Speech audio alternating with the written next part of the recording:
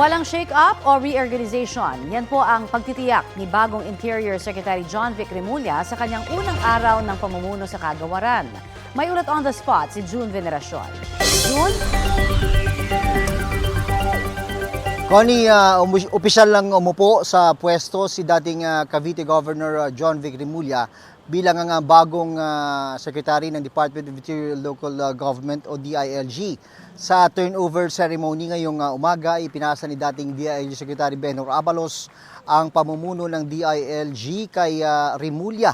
Itinalaga ni Pangulong Bongbong Marcos si Remulla bilang kapalit ni Abalos na tatakbo naman sa pagkasenador sa eleksyon sa susunod na taon. Ayon kay Remulla, kakausapin niya muna ang mga opisyal ng DILG at iba pang attached agencies. Wala raw shake-up o reorganisasyon na mangyayari sa ngayon. Kabilang sa mga nasa ilalim ng DILG, ang PNP, Bureau of Fire Protection, Bureau of Jail Management and Penology at iba pa. Ayon kay Remulla, nung unay nag-aalilangan siya dahil iiwan niya ang Cavite kung saan pamilyar na siya sa trabaho at ang hahawakan niya ay isang ahensya na mahirap patakbuhin. Yan ang alilangan niya nung unang sinabi sa kanya ni Pangulong Bongbong Marcos ang tukol nga dito sa babakanting pwesto ni Abalos. Pero naniniwala siya na sa tulong ng 30 taong karanasan niya sa local government ay magagawa niya ng maayos ang kanyang bagong trabaho. Ang bagong DILG Secretary ay pangalawa mula sa kanilang pamilya na kasama na ngayon sa gabinete ni Pangulong Marcos. Nauna sa kanya ang nakatatandang kapatid na si Justice Secretary Boying Remulla. Narito ang bahagi ng pahayag ni Secretary John Vic Remulla. Rest assured, no shake-ups are necessary, no dramatic announcements will be made. But let me get my feet wet, but tomorrow we hit the ground running. There will be no policy announcements today, not yet. I will talk to each and every USEC, each and every ASEC. I will talk to the heads of offices.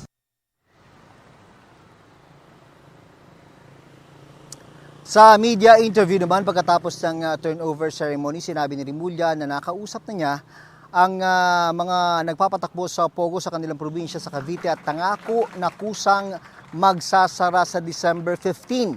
Kabilang naman sa mga gusto niyang magbago sa PNP ay mawala ang politika at palakasan system sa promotion. May iba pang reforma raw na pinag-aaralang gawin sa PNP at iba pang ahensya na nasa ilalim ng DILG. Connie? Yes, June, yung nabanggit mo nga na sinabi niya nakalakaran ng palakasan sa promotion system. Matagal na rin usap-usapan yan, June. Paano ba daw yan na balak baguhin ng bagong DILG Secretary natin?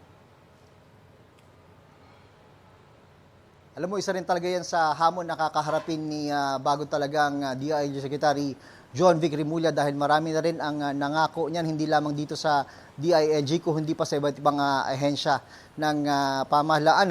Pero ang sabi niya rito, ang promotion system ay dapat merit-based at ang sabi niya ang mga mapupromote lang dapat ay yung mga karapat dapat. In fact, nung nga daw pinanggalingan niyang opisina, yung Office of the Governor ng Cavite, ay ni minsan daw ay hindi siya nakialam kung sino ang itatalagang police provincial director dun sa kanilang probinsya. Ang nangyayari daw ay tinatanggap na lang niya yung pangalan na kung alin nais ng liderato ng PNP na maupo bilang provincial director ng kanyang probinsya. Connie.